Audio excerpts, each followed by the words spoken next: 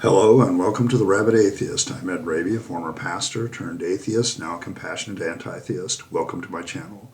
Feel free to like or dislike the video as you see fit, so feel free to hit those buttons. Feel free to comment below, and I would appreciate it if you'd subscribe to the channel and hit your notification bell for more content as it is released. You're also free to share my videos as much as you like, because the purpose of this channel is educational in regards to atheist and deconversion issues and any issues related to those issues. A hearty shout out to the Rabyd Nation. Join the nation by hitting that subscribe button. And if you want to support the channel in a more tangible way, hit the join button, and your options for citizenship and thus membership in the Rabyd Nation will be presented to you. Today I want to continue on in my Reconstruction story. A few disclaimers. As I tell this story, I want everybody to understand that this is from my perspective.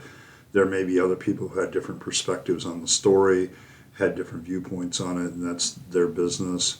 I'm not here to embarrass anybody. I'm just trying to, that's why I'm being deliberately vague about names and things like that, because I'm not trying to, drag anybody into this. My main purpose with this is to help people who are reconstructing maybe find a little hope, maybe find a little bit of, a good advice that can help them. I'm not an expert in Reconstruction, but I've been through it.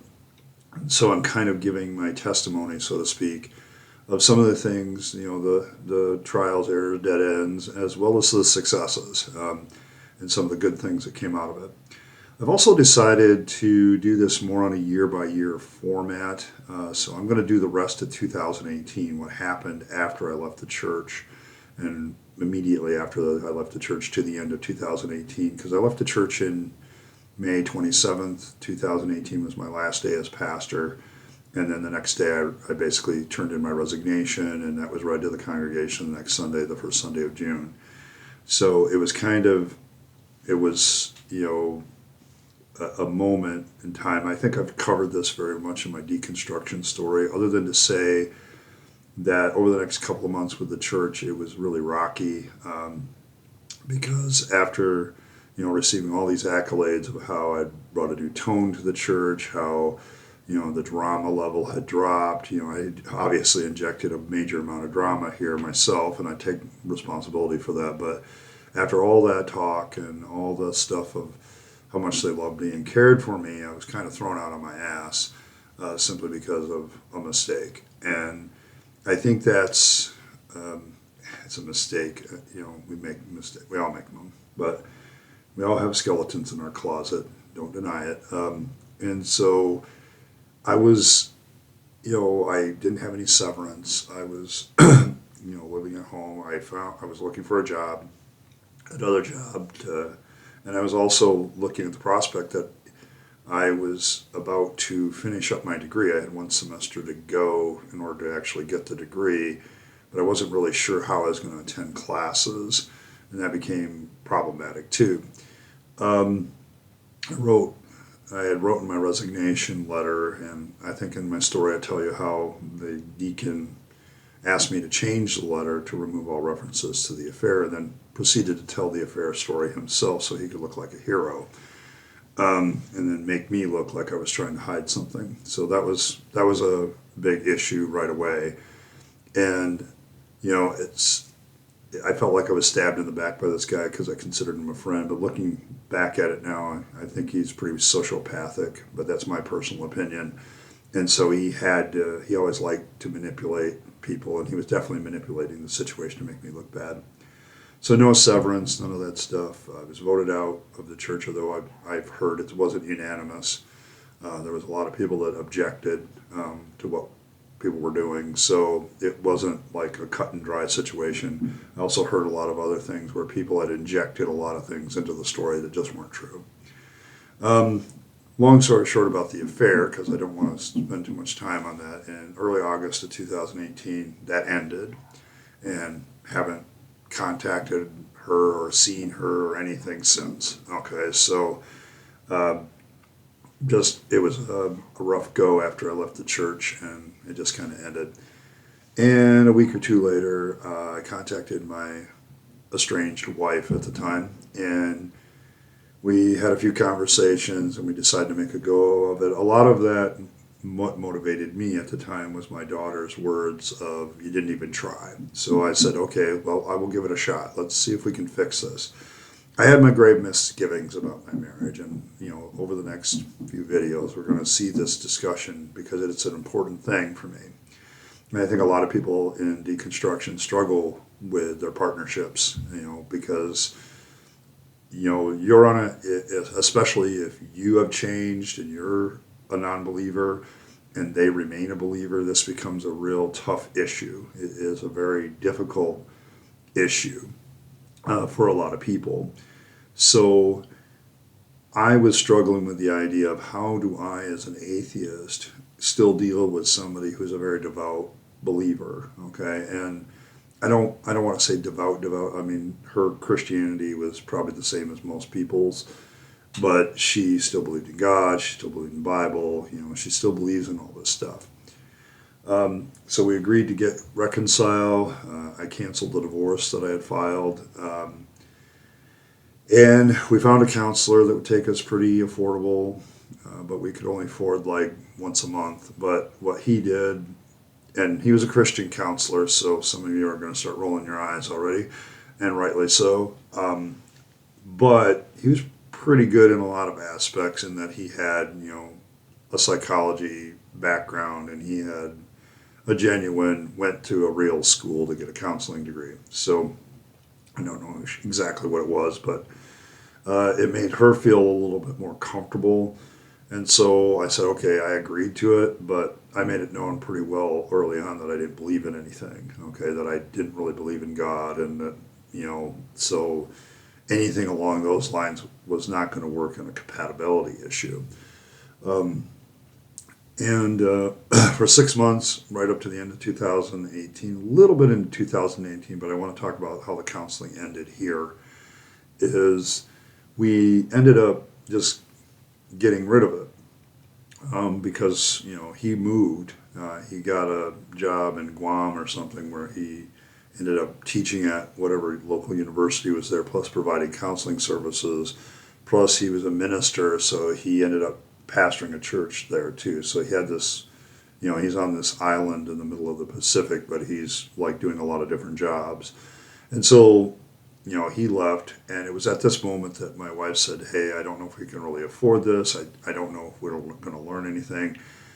And I was having my misgivings too, but at the same time, I feel that this was a mistake on our part. We really needed to find a good counselor that would really deep dive the issues. But I think from my perspective, my wife was really beginning to sour on the idea of counseling. In fact, one of the chief causes of our divorce was I got to a point and said, I think we need to go back to counseling, and she refused. And I think it's because of the way this counseling ended. One of the things that was coming up was issues of compatibility, okay? And when you're deconstructing and you're reconstructing, you have to ask yourself the question, like I said in the last video, it's kind of like rebuilding a house. Okay, what are you taking with you? What's still good, okay? And for me, I was looking at my marriage as part of the foundation of what my life was going to be in the future, because if you're with this partner, this person is a significant person in your life, they are part of that foundation of who you are as a couple, and you start to identify with them. And I was trying to figure out if I could still keep this marriage and my wife and my life as part of my foundation, my personal foundation. And I was having my misgivings about that because we were talking about compatibility. We were reading a book, I don't even remember what it was, but we were reading it together one day, and we were on our bed reading together. And we got to a part where this couple came to the conclusion that they weren't really that compatible with each other, and it was never going to be, that was not going to change. And so they agreed to an amicable divorce, ended up marrying other people, and had a wonderful life afterwards. But I remember reading that section, and immediately my now ex-wife soured to the whole idea of not only of that whole book. She seemed to like get very distant at that point, and that's about that time that the counseling ended, and she just didn't want to get back into it. And I think the issue of compatibility remained, and because we never really dealt with it, because we weren't getting counseling, we weren't talking about it, we're heading two different directions philosophically. We have different values, which I'll talk about in a minute, and we're just kind of heading different directions. We had moved back and we'd moved into our own apartment. One of my conditions was we were going to move, get away from the fam, get away from, living in my mother's house. We were going to set up our own life and make a go of it. I'd found a job at the world's largest brick and mortar again, and I was making decent money. I was making more money there than I had ever made in the ministry at the church. So, that tells you something about, I always love it when people say we're going to tax churches and make money. Yeah, the vast majority of churches are barely squeaking by, and if you made them a profit status, they would report breaking even every year. That's why they're nonprofit. So, I think also with my wife, we were confronting some unresolved issues. I can't prove this, but I think some things happened in her childhood and her youth that she blocked out and didn't want to really deal with. She kind of hid in religion, and I was saying you need to stop hiding in the religion and open up about this stuff, but she never did. I mean, we were married 32 years, and I still believe that she was hiding some secrets that were detrimental to our marriage that she just wouldn't talk about. I, of course, became very uncomfortable with the whole Christian aspect of the counseling because I'm an atheist, I'm a secularist, and we need somebody that's more neutral, at least on these issues, and somebody that doesn't have a Christian counseling background. And so, but I was still trying to get the idea of counseling going because that's what I needed. And I think that's what we needed. I was getting to the point I said, we got all this theory, we're reading all these books, we're getting all this counseling. We need to start making some changes in our relationship and move on to action. And we did a few superficial things, like we started eating dinner together every day. We started, doing different things together. We had date night, although date night never really went well from my perspective because it was always, we did something together, but it kind of lacked in intimacy during and after the date. So it was kind of a struggle in a lot of ways. I don't want to embarrass anybody, but it was like, or me and myself, I guess. It was awkward moments more than anything. It didn't really end in a lot of romance. I'll just put it that way. It was a lot of spending time together. It's not like we didn't have a good romantic life, but it never occurred when we planned it out, which was kind of interesting. It was always more spontaneous when it did happen.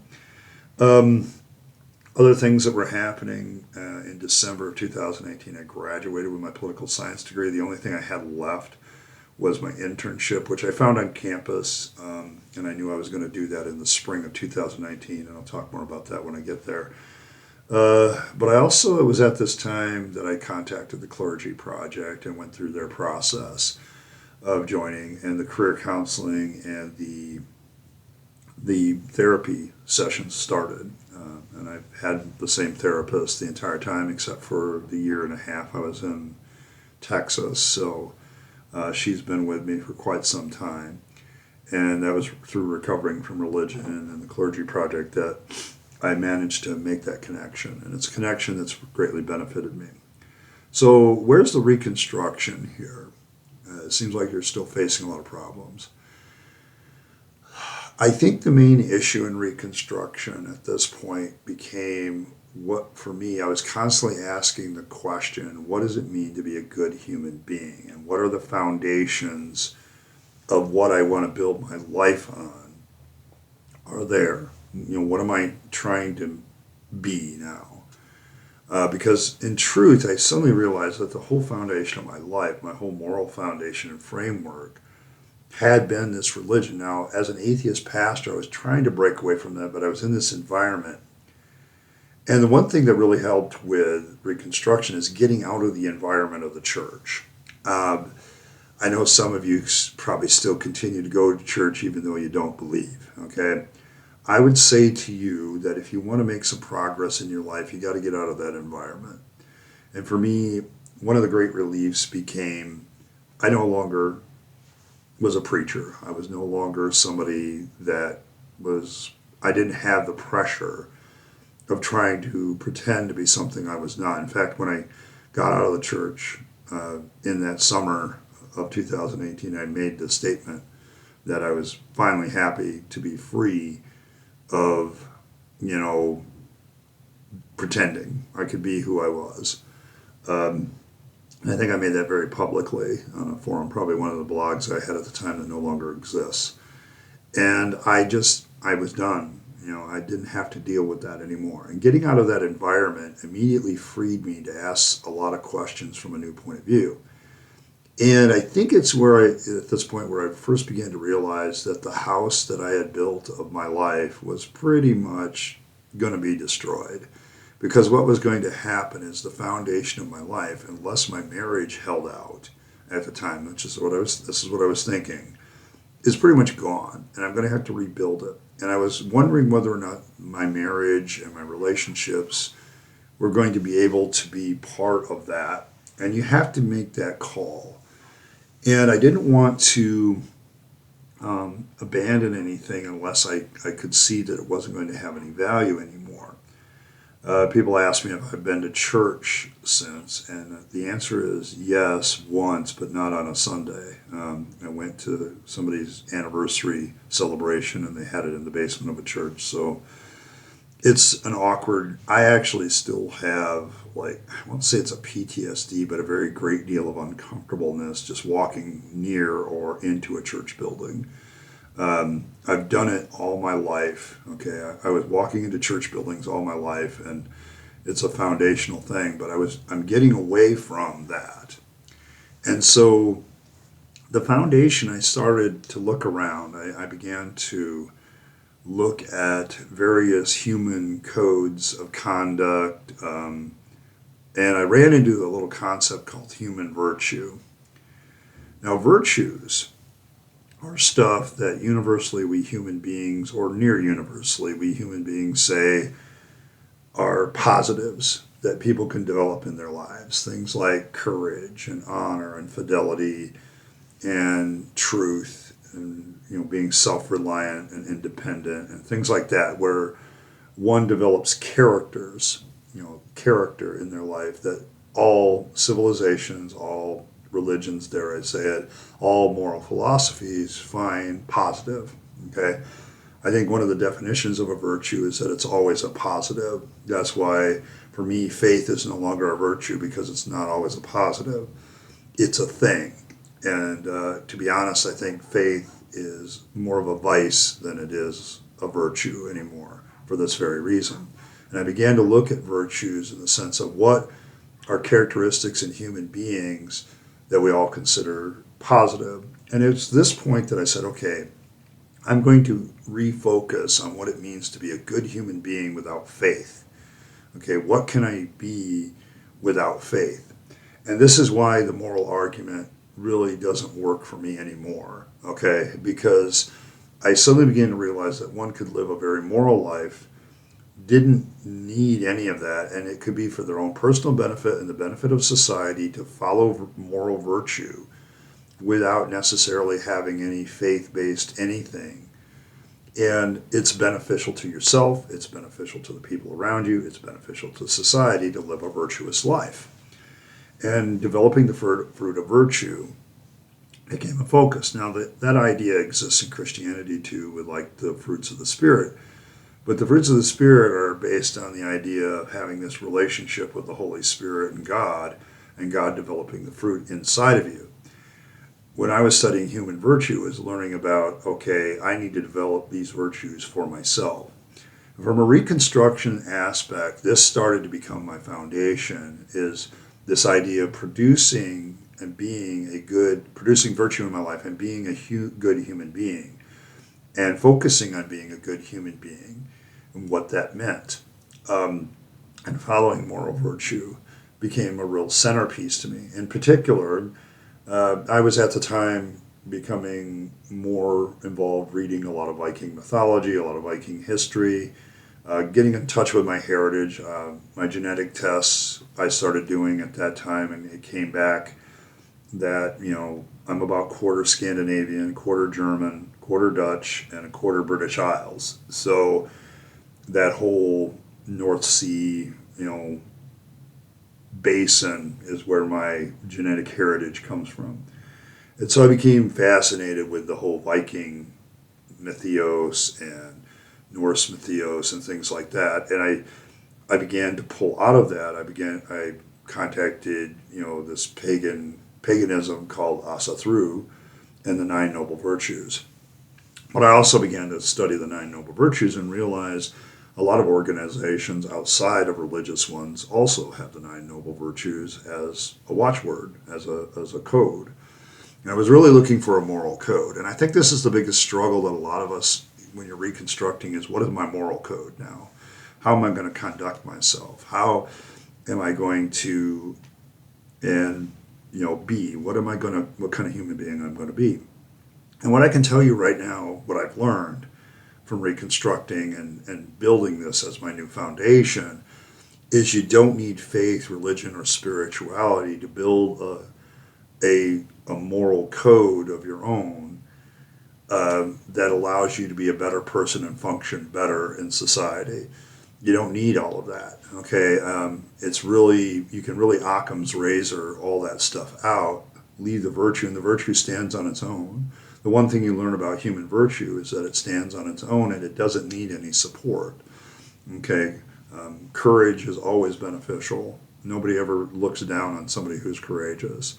There's a difference between being courageous and foolhardy. Foolhardy introduces the vice of, glory seeking and things like that. But a courageous person, can be courageous and everybody looks up to them.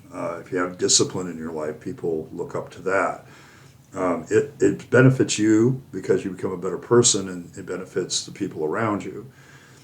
So I began to study human virtue a lot, and I began to study in particular the Nine Noble Virtues. There's, the Warrior Code of the Samurais has 7 virtues. Stoicism has 4. Different virtue codes became in front of me, and I said, well, why do different groups of people do this? And it suddenly dawned on me that there's a hallmark to humanity where we extol things and build up things and honor things that benefit society, that we're a social species. And so virtue becomes something that benefits society. And I began to look at things like hospitality and honor. And, I think it's Samuel Clemens that said honor is one of the most difficult virtues because it's with you all the time. And I was really trying to seek rebuilding who I was. I don't know, I think one of the negative things that happened is I was trying to be, looked up to again. As a minister, I was always looked up to, and then I didn't have that anymore. In fact, at the time, I was becoming very uncomfortable living in my hometown, being around people that I knew, being around people that I'd been a pastor for. I was always hated the prospect of running into somebody. But I was like, okay, I can live through this, I can work through this if I focus on just being a good human being, and I don't have to listen to somebody else say, hey, you're a great guy anymore. I can just pursue these for their own sake and because they're beneficial. And so I began to do that. And I think the latter part of 2018, I was really starting to get into this idea of the Nine Noble Virtues. I mean, I took all the spiritual stuff and the worship of the God stuff out of Asathru, and what I was left with was the Nine Noble Virtues and some good Viking proverbs that I felt, was good advice on how to build those virtues. And that's kind of how things started.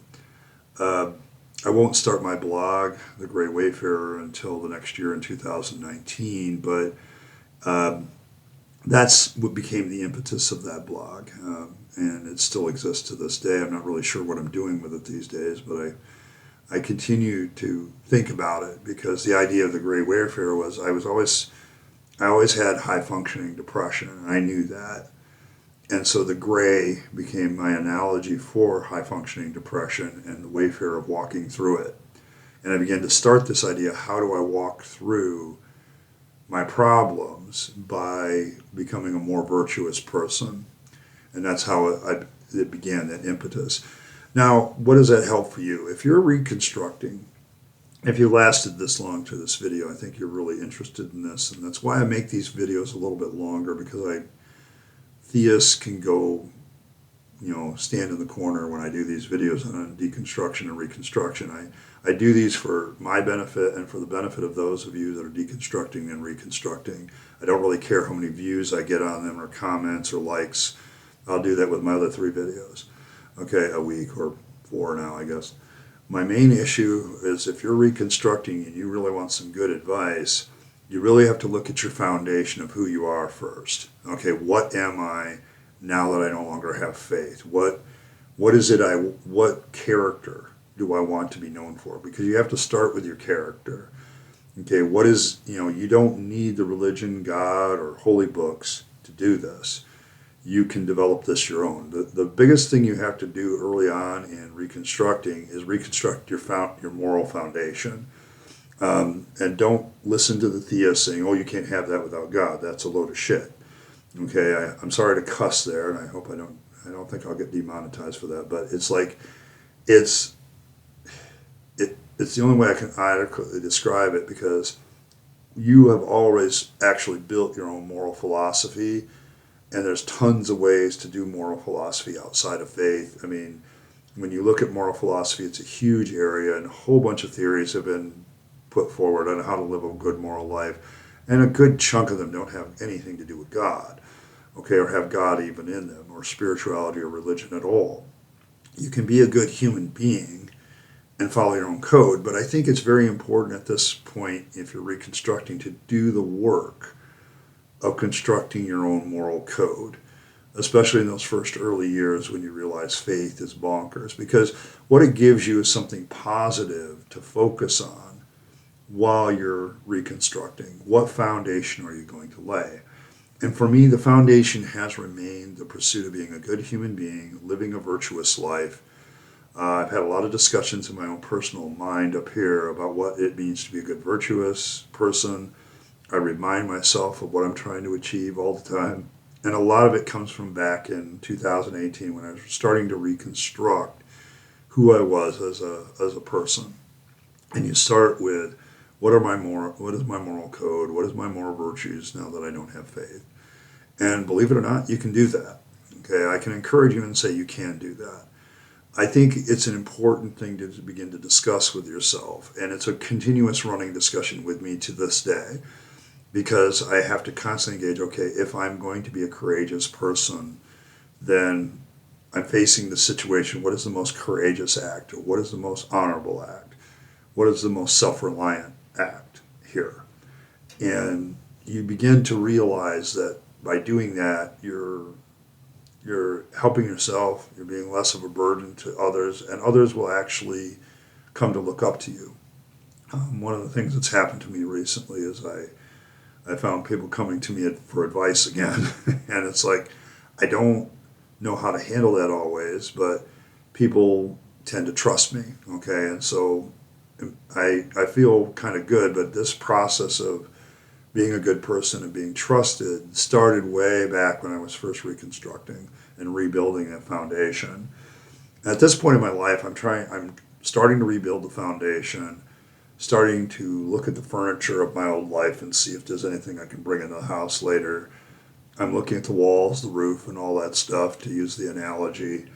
And most of the walls of my life and the roof of my life, gone. If there's any roof left and any furniture left, it's usually the relationship I have with my kids and my friends kind of moved in to the new place. But my foundation was being rebuilt.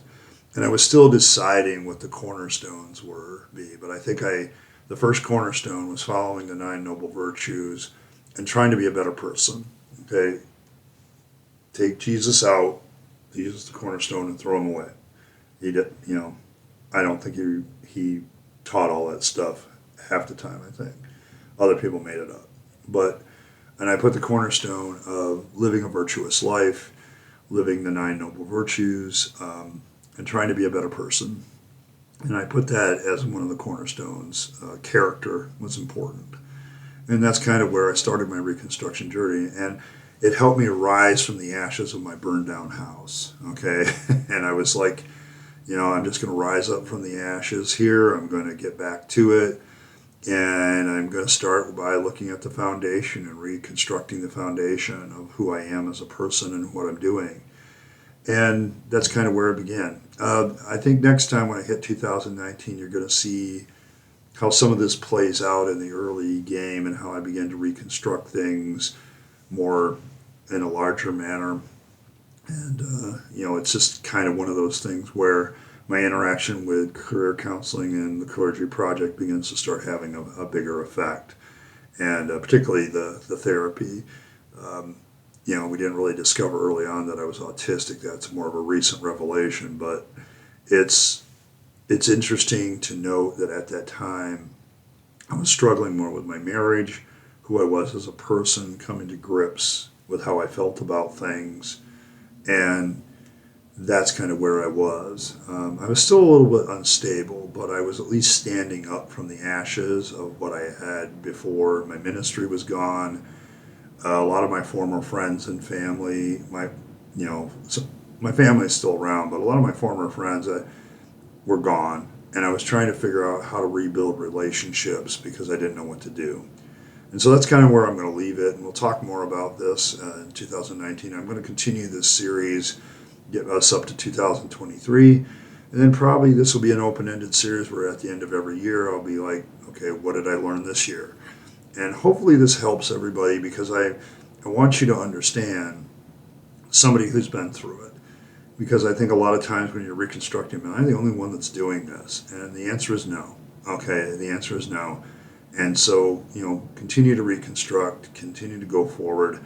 And I would say start out with, if you're still very early in your journey, what does it mean for you to be a good human being? That's a good question. What does it mean to be a good human being?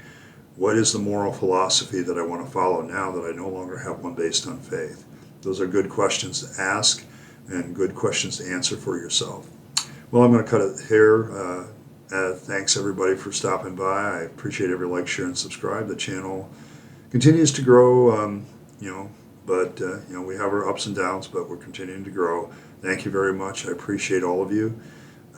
As always, live your best life. You only get one go around and then it's over. So make sure you spend your time, your money, your talent, your treasure on things that benefit yourself, the people around you, and the world that we live in. And don't waste them on the trappings of religion and faith because that's a dead end. I speak from experience. And as always, thanks for stopping by, and I'll catch you next time.